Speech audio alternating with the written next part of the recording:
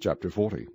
And it came to pass after these things that the butler of the king of Egypt and his baker had offended their lord the king of Egypt.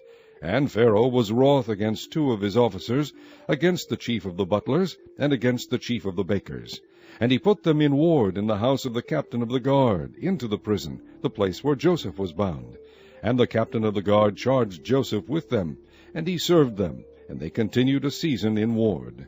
And they dreamed a dream, both of them, each man his dream in one night, each man according to the interpretation of his dream, the butler and the baker of the king of Egypt, which were bound in the prison. And Joseph came in unto them in the morning, and looked upon them, and behold, they were sad. And he asked Pharaoh's officers that were with him in the ward of his lord's house, saying, Wherefore look ye so sadly today? And they said unto him, We have dreamed a dream, and there is no interpreter of it. And Joseph said unto them, Do not interpretations belong to God? Tell me them, I pray you. And the chief butler told his dream to Joseph, and said to him, In my dream, behold, a vine was before me, and in the vine were 3 branches, and it was as though it budded, and her blossoms shot forth, and the clusters thereof brought forth ripe grapes. And Pharaoh's cup was in my hand, and I took the grapes, and pressed them into Pharaoh's cup, and I gave the cup into Pharaoh's hand. And Joseph said unto him, This is the interpretation of it.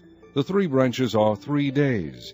Yet within 3 days shall Pharaoh lift up thine head, and restore thee unto thy place. And thou shalt deliver Pharaoh's cup into his hand, after the former manner when thou wast his butler.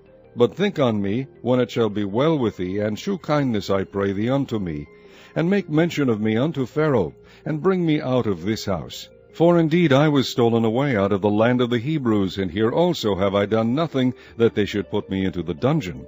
When the chief baker saw that the interpretation was good, he said unto Joseph, I also was in my dream, and behold, I had 3 white baskets on my head, and in the uppermost basket there was of all manner of baked meats for Pharaoh, and the birds did eat them out of the basket upon my head. And Joseph answered and said, This is the interpretation thereof. The 3 baskets are 3 days. Yet within 3 days shall Pharaoh lift up thy head from off thee, and shall hang thee on a tree, and the birds shall eat thy flesh from off thee.